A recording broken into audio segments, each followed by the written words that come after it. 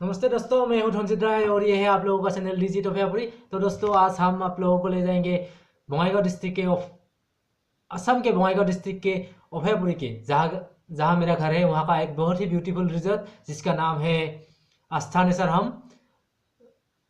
अगर आप लोग कभी अभयपुरी में आते हैं तो वहाँ पे रह सकते हैं। तो दोस्तों, वहाँ ले जाने से पहले आप लोगों को एक बात बता दूं कि अभी तक अगर आप लोगों ने मेरे इस चैनल को सब्सक्राइब नहीं किया हो तो प्लीज़ सब्सक्राइब कर दीजिए और बेल आइकन को दबा दीजिए ताकि मेरे वीडियो आप लोगों के पास जल्द से जल्द पहुंच जाए।